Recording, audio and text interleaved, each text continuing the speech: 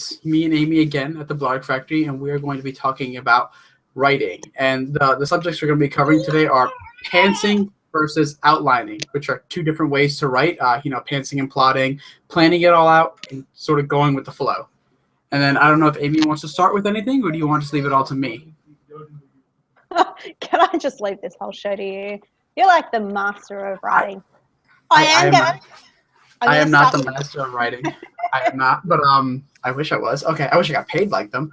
All right, then yeah, pretty much we're gonna keep it to that. I guess I'll start with defining the two. Depending on the terms you're familiar with, you might get a little confused what I say, so I'll try to cover them as many ways as I can. But plotting is sort of self-definitive. It is mapping your story out, most commonly known as outlining. There's many different ways to do it. And then the other is pantsing, or going with the flow. It's sometimes you have a vague idea, or maybe just a premise, a character, something to start you off with, and make it up as you go along. You might have scenes and chunks picked out here and there, but you don't know how you're going to get there until you start writing it. And then outlining, obviously, you map it all out before you start, and hopefully the plan sticks. But there are pros and cons to both. I'm trying to think for pantsing, which is the way I write. It's the way I'm most comfortable with. The cons are you never know what's going to happen, which can be a good thing because the surprise is more authentic when you get surprised and things pop up. But it also means you can write yourself into a corner. You may not remember what you wrote a long time ago because you didn't have it planned, and you'll say something that either contradicts something, or you'll just come up with a cool scene without knowing how to get away from it later. You might end up your characters trapped in a dungeon and you have no way to get them out. And it's one of those things that forces you into like a Deus Ex Machina situation. How do I get them out without just going, poof, the eagles arrived and ferried everywhere, one from Mordor. People are going to kill me for taking a shot at Lord of the Rings like that. But it is one of those things. I like it, though, because it's a challenge. And I do believe with whichever way you pick, you'll get better as you go. Not just writing, but learning how to write that style. Because I found ways to write myself out of those corners, which is the most fun part. It's almost like a reward. You put yourself into a trap, and it's an amazing scene, and then you figure out, oh, I wrote all this stuff like 5 chapters ago, but maybe he still has this thing in his hands or in his pocket somewhere where if he uses it, he can escape. And you sort of surprise yourself with that. But when you do it that way, it lets the audience feel clever because they're in on it. They're like, oh, crap, he did write that 5 chapters ago, and the thing's in his pocket, and he can pick the lock or whatever, or bribe the guard or something. With outlining, you don't really run into that. You already know what you're going to do. So, again, if you stick to the plans and nothing pops up, which does happen in writing, it's smoother sometimes. Really famous outliner is J.K. Rowling. She has pictures of her outlines, and it's why the Harry Potter series is so structured. You can see it. There's nothing really, at first glance anyway, that you can really pick at and be like, well, what the heck, or what happened. It just works. Her schedule was down to where she had it, I think, on a calendar. There's a photo where she had it in blocks, what she was writing each day, and it helps. It helps as an author. It helps keep you on schedule. If I'm going to write this, I know what I'm going to do today, get this many words done, and I don't have to worry about what the words will be because I have an idea of what I'm writing. When you're pantsing, you can't do that. You might go, I'm going to write 2,000 words today. So a lot of times you don't know what they're going to be. You might have an idea. I want to do this scene. The scene maybe takes half your word count. Then what? You have to figure out where to take it. You might not have an idea. You might not know where it goes. The side effects of that are a lot of times people ramble. A chapter will be way too long, or you'll have a chapter you don't need. I literally had that in the book I just finished editing today, the second novel in the Grave Report. It was a short chapter, 2 pages. It was a transitional chapter between moving from one place to another, and it was comedy. I liked it. It was just a fun little piece that was fast. At the end of the day, I really didn't need it. It would have been better the story to cut it, which I ended up doing. It was small. I could have kept. Yeah, I know. Well, I do have a plan. I'm gonna, after the book releases, I'm going to let that chapter out on the website, title it properly to what it's supposed to be, and let the readers read it because they can read it removed from the book, or they can go back and add it in and read it there. It's just going to be a fun Easter egg. Like I said, it's simple. It literally took place in the confines of one room. It was a 2-page, just fun little scene, and it'll be like a treat. And outlining, a lot of the times you don't have to do that because it's more structured. You know, before you actually start, if this is going to work, if this is going to fit in where I want it to. a famous pantser is George R. R. Martin, though. He doesn't do that. He does not plan. He said before he knows what he's going to be doing with the stories. He has an idea. He knows what's going to happen to some of the main characters. He already has the ending of the whole storyline in mind. Destination. He wants to just go. He'll pick out the character block for that chapter, who it's going to be, and he goes more by what he thinks the character should do. So if he throws Jon Snow into a situation, it's literally as simple for him as going, well, how would he react? I know this. So with pantsing, one of the solutions I found to move along with that stuff is always asking yourself questions. If this happens, then what? Now that happens, then what? And it's kind of, if you get stuck, just ask the next question. And the one question you should never ask is what happens now. It should be, because this happened, then what happens? Because it's a mental thing, yeah, of where if you say what happens now, you're sort of forcing yourself to create something all ahead, but you did just write something. So what if you think of it that way? What just preceded what you want to write? It kind of gives you an idea of what to write, what should come next, as opposed to just thinking like you're starting a brand new slate because it's a new paragraph or a new chapter. I mean, it is continuing from something. Unless it's the start of a story, in which case, it's harder. I'll say beginnings are harder, endings are even harder. But it's part of the mind. Okay. Yeah. I just want to jump in. I just want to let, if we do have any live listeners, I do believe we have a viewer. We've got the Q&A out live. If you'd like to jump in, if you've got any questions, please just type them in, and we'll certainly answer those for you as we go. We will try, but yes. Depends on the question. Depends on the question. Depends on the person answering. Amy will answer. I will. It depends on the person asking. No, you cannot buy his hair. It is not for sale. Oh, is someone still asking that? I think we get a comment nearly every video. If I could get enough for it, I would sell it. I would chop it. I would buzz it. I would be very careful about what you say, because you might end up having to follow through. It doesn't bother me. If it meant I could make a living from writing or selling my hair, and then I could write, I'd do it in a heartbeat. I've had buzz hair before. People don't believe it, but actually up to all throughout high school, even early college, my hair was buzzed. I didn't actually have long hair. This is a new thing for me. Oh, that's crazy. There you go. Plotting versus pantsing. It even makes it near hair. All my high school career, I plotted my hair, and then I got to college and I just pantsed it, and it just grew. This conversation just proves that you are not a plotter. I am not. For me, it's more of a gradient, because I started book 1 of my series without any kind of a plot. I sort of had a vague idea of what my world would look like, and I knew what I guess there would be a bad guy and he would do this and it would end like this, and that's all I had. And I think I got about 40,000 words through, and I went, oh my God, I've got no idea where I'm going. So I did do sort of a very basic, I need to do this, and this to get to the end. Yeah. For book 2, I've plotted. I've done a fairly basic plot. I know I have come to the dark side. And I found the cookies. You found the cookies. I am going to take it one step further for book 3, because I've discovered I've been hearing a lot about beats and people talking about beats. The Write, Publish, Repeat guys, Joanna Penn, they're all very big fans of the beats, which is basically a very involved way of plotting your story. And I managed to find online some Scrivener templates, because I love Scrivener and I use it for all my books now. And it basically breaks it down, and it sort of goes, well, okay, you sort of want to aim for your climaxes to be here, your rising tension, your lowering tension, and it's sort of working to a bit of a formula with a lot of room for movement, but it also it shows you how to break down chapters into scenes, into paragraphs, and just make sure that everything's happening the way that you want it. So my next book will be plotted properly. I'm terrified, because I come from a pantsing background, and I have had that sort of fear of, well, if I know how it ends, am I going to want to write it? Because I write to see how it ends, because I want to read the story that I'm telling. But I mean, so far, I'm enjoying it, and because it's making it go faster and more smoothly, I'm enjoying the writing process more. So for me, it's working, and I think I would go so far as to say that I think everybody should try it both ways, just once, just Yeah. to see and to research it and to know the benefits of both and also the drawbacks of both so that you can get around it.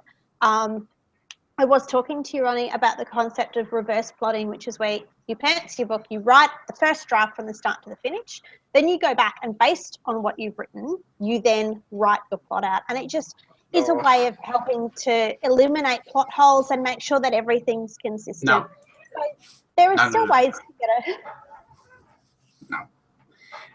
Because I started with outlining, I will say that. And it led to me never writing a novel because, like what you said, well, I already know the endings when I do pants. I will say that. I know huge chunks of my story because I've been doing it for 8 years now.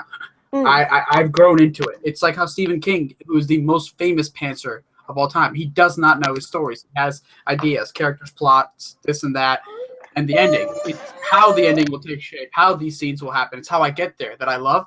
When I outlined my first novel, I had 100 pages in a lined notebook outlined. Everything from the way the characters looked to chapter 1, 2, 3.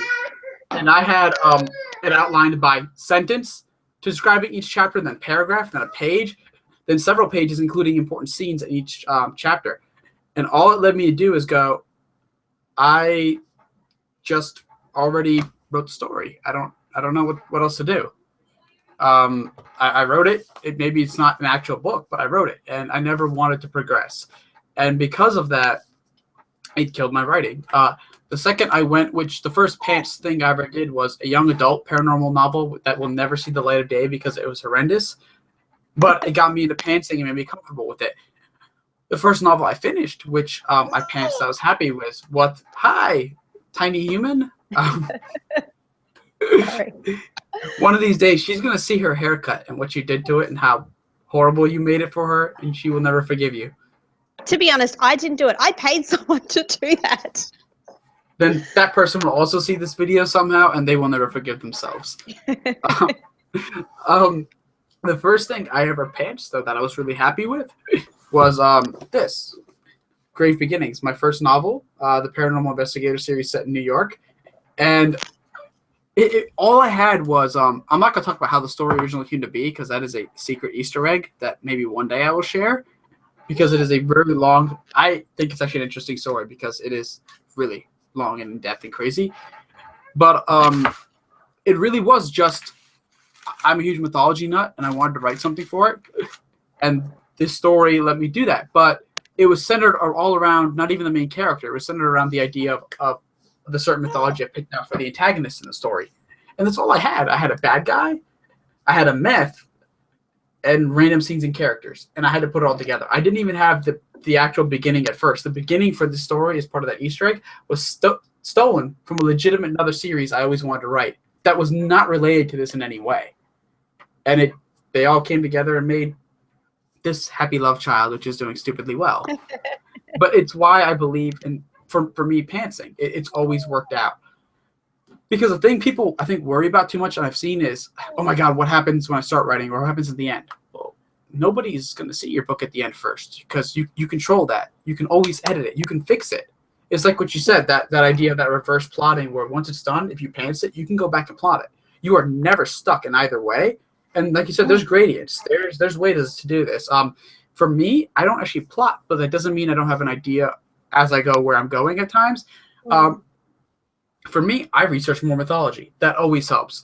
Interject this creature here, or add. I can, even if I just get into that kick of, oh, I can have a paragraph here describing this monster or the myth or the magic behind it because that's what I love. That's what I'm a geek about.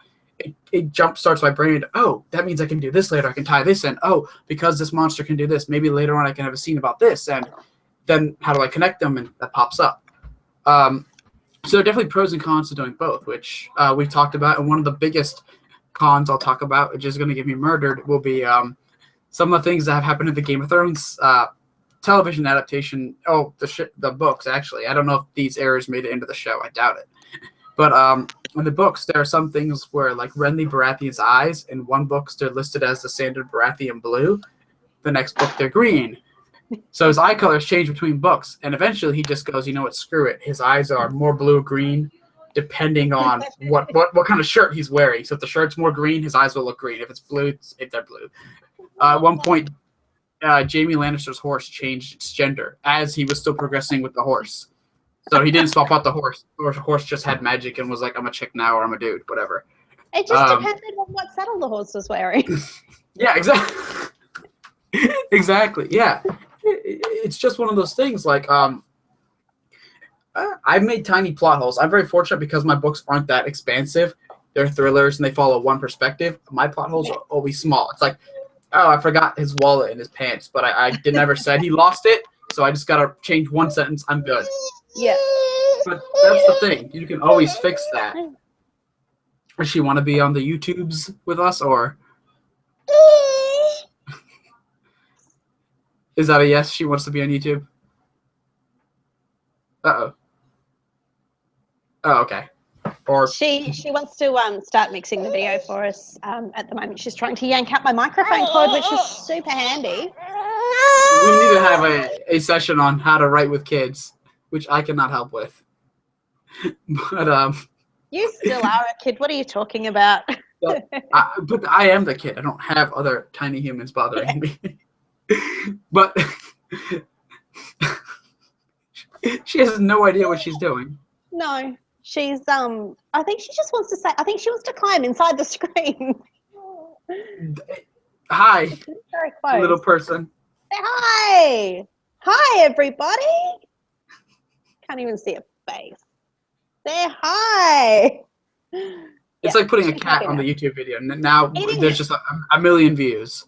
Tiny baby wants to write or something. That was not the initial plan.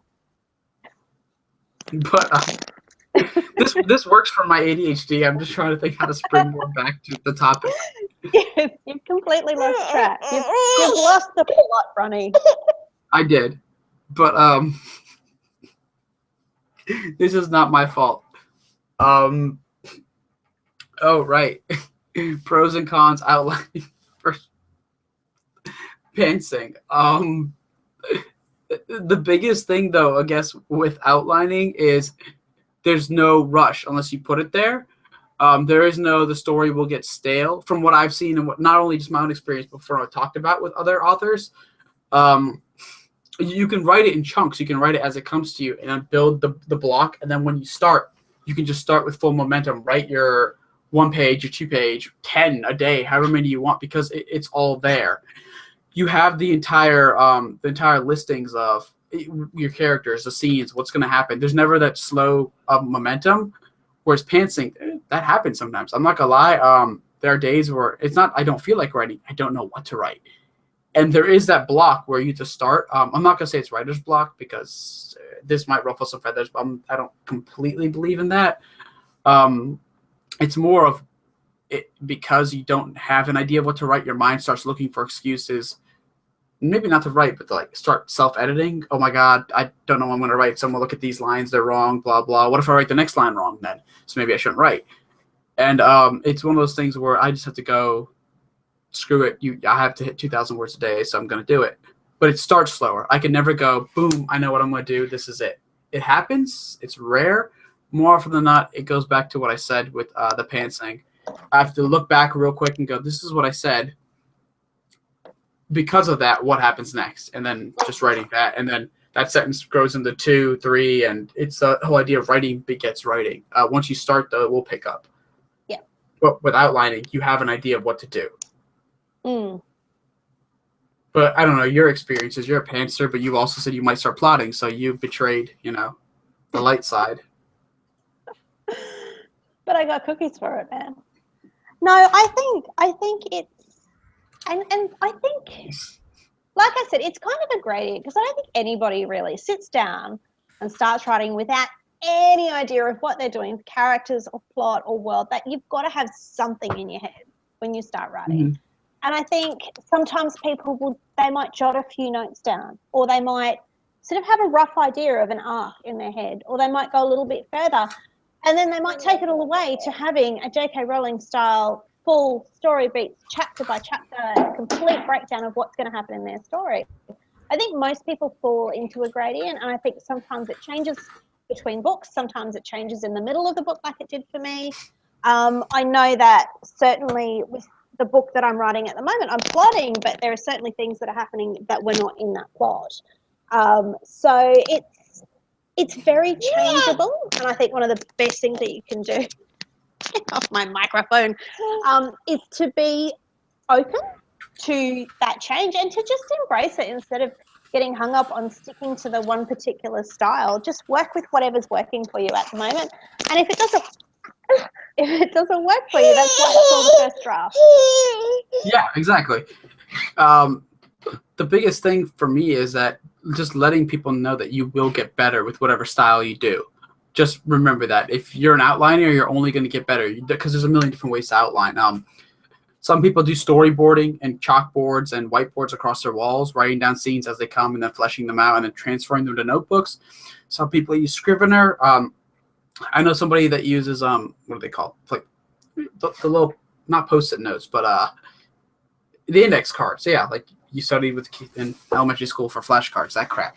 Some people just what they'll do is they'll summarize one sentence on each card, and then they'll make like a list. So one sentence per chapter, which breaks down into a paragraph in chapter and all the way. And at the end of the day, it's how even pantsing works. Pantsing, at the end of the day, you still are outlining, just it's a more active outline. It's in your head. You have ideas, characters, and as they flesh out, it builds in the back of your brain. I have ideas all the time, and stuff spurs more ideas, and sometimes, sadly, they go away. Like the really most amazing, badass pieces of dialogue I've ever come up with will never make it into a novel because, of course, those are the ones I'll always forget. So this is me saying, oh, my books are a million times better, just not in the actual books, in my head. That's my disclaimer. Everything you write is better in my head. Which is, I think, every author, yeah. Every author says that. Cool. We might need to wrap it up because my tiny human is getting very cranky that she can't climb through my laptop and go play with Ronnie. Apparently your house is more fun than mine. That's fine. We can keep it short today. So I guess that about wraps it up. Remember to check out Amy Hopkins at The Spell Scribe on Twitter. I think your website is also up. My Twitter is just at Spellscribe. My website is thespellscribe.com, and my Facebook is The Spellscribe.